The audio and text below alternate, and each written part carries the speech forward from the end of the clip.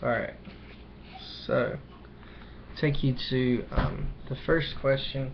This is the quiz 5.3a, so this is basically the lesson we're going over today. This lesson is going to talk about, it's going to go through the tree diagram that you haven't done as many on, and then also going to go through what it means to be independent. The tree diagram and what it means to be independent are two things that throw a lot of students off in chapter 6 on probability, and things that you're definitely going to see as we move forward into some of the other chapters. So you need to make sure that these are things that we can understand. So I'm going to take a little time on it. This says Ivy conducted a taste test for 4 different brands of chocolate chip cookies, and here's a two-way table. So again, a two-way table means they're describing two things. The first thing we're looking at is their gender, male or female, and the second thing we're looking at is which cookie brand that they preferred, A, B, C, or D. So the first question here, part A, says find the probability that the selected subject preferred brand C. So we go over here to brand C, and we see 24 people preferred brand C out of 94 total people. So the probability that a selected subject preferred brand C is just 24 out of 94, which is 0.255. Next part here says find the probability that the selected subject preferred brand C given that she is female. So the given part, remember, is always your denominator. We are given that she's female, so we know she must be female, so that's all we're looking at. And there are 36 females, so that's your denominator. And then how many of those females prefer brand C? There's 13 out of 36, which is 0.361. Now part C says are the events prefers brand C and female independent. And I'm going to explain this as good as possible.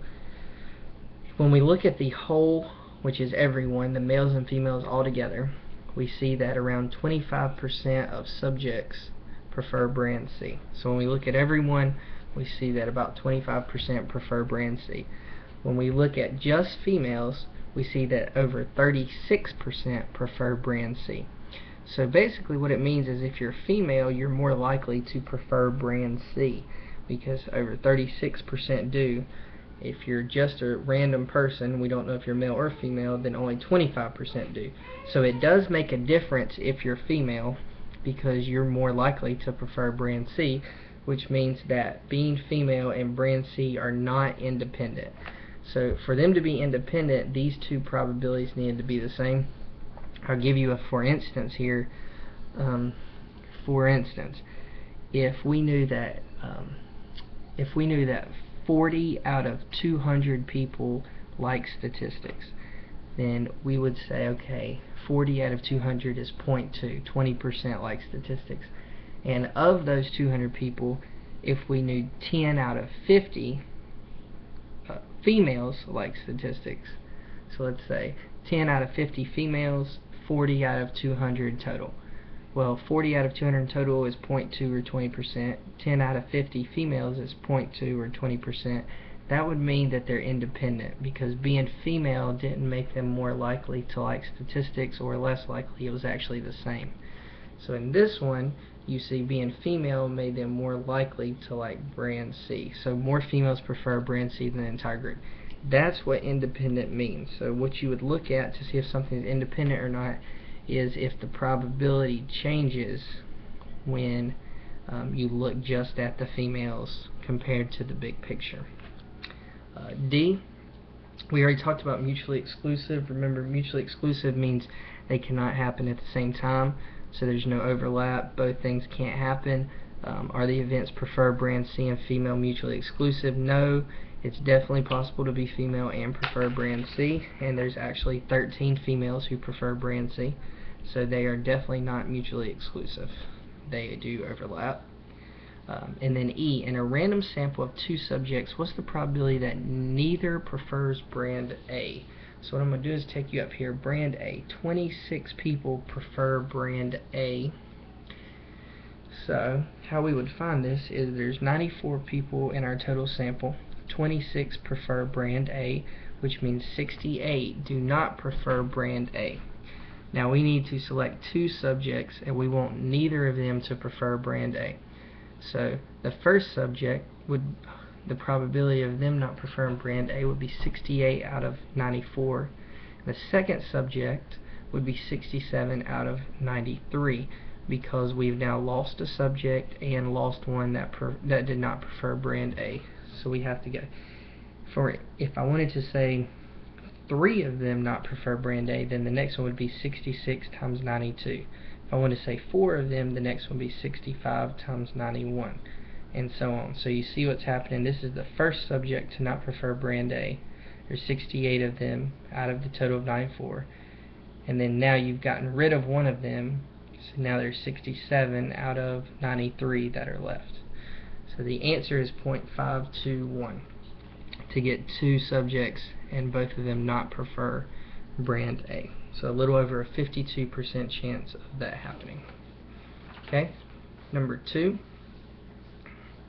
get you more of the tree diagrams. This says the officials at Dipstick College are interested in the relationship between participation in sports and graduation rate. The following table summarizes the probabilities of several events when a male Dipstick student is randomly selected. So I look at this table here. It says student participates in sports is 0.20 chance. That means that 80% don't participate in sports. The next one says that student participates in sports and graduates. So 18% participate in sports and graduate. The next one says a student graduates and does not participate in sports. That's 82%. So there's how we kind of go through, and we'll see this in a minute. A says find the probability that a student graduates given that he participates in sports. So we know that the student participates in sports. We are given that. That is our denominator. That is 20% of them. The number that graduate is 0.18 that participate in sports and graduate over the total number that participate in sports. That means there's a 90% chance that you graduate if you participate in sports.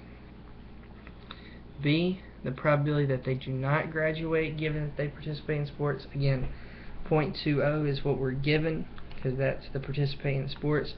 We know that they graduate 0.18, so the ones that would not graduate would be 0.02. So 0.02 divided by 0.20 is 0.10, or 10%. So there are 10% that participate in sports and do not graduate. That goes with the 90% that participate in sports and do graduate. And part C is the tree diagram that we were talking about. I'll fill in the last column on there. Let's see, 0.8 times 0.18 is 0.144. Okay. What we're looking at is a random student, and 0.2 play sports, so 20% play sports, 80% do not play sports. Okay. Next, we're looking at if they graduate or don't graduate. Of the 20% who play sports, 90% graduate. Of the 20% who play sports, 10% do not graduate. Of the 80% that do not play sports, 82% graduate. Of the 80% that do not play sports, 18% do not graduate. So, if you take a random student, the chance they play sports and graduate is 0.18. The chance they play sports and don't graduate is 0.02. The chance they don't play sports and graduate is 0.656. So that's the majority. So the majority of people in a college don't play sports and graduate. That makes sense. And then the part that don't play sports and don't graduate is 0.144. And again, all those should add up to 1. So in D, it actually asks you to find the probability that the individual does not participate in sports given that he graduates. So we are given that they graduate, which means we only are going to look at these two, the 0.18 and 0.656. The others don't matter because we're given that they graduate. So we add those up, and the bottom, or the denominator, is 0.836, and we want to know the probability that they do not participate in sports. That's 0.656 are the ones that do not participate in sports. These are ones that do. These are the ones that do not, that graduate. So 0.656 divided by 0.836 gives us 0.785, and that's the probability that they do not participate in sports given that they graduate. Again, any questions with the tree diagram, any questions with independence, things like that, put it on a sticky note. I'll come by and make sure I put that in the video before the test. Your homework tonight is right here. Let me put that up here. You have questions right here, questions 63, 64, 66, 67, 68, 69, 74, and those come from the end of the chapter, so those are review activities. I also want you to look over test 5B, which was the 10 multiple choice from yesterday, and the 3 free response we went over today, because you're going to get a test very similar to that tomorrow, and that's really something you want to look over and make sure you understand. If multiple choice confuses you, make sure you read back through it, make sure you look back through my video on it explaining each one of them. But the problems tonight, there are 7 of them, and they're just the review exercises from chapter 6. So you should have about 15 or 20 minutes now if you'll go do that and work on those, and you'll finish it, and then leave me any notes or issues you have with this chapter that you would like for me to go over, and I'll do that tomorrow. Alright, thanks.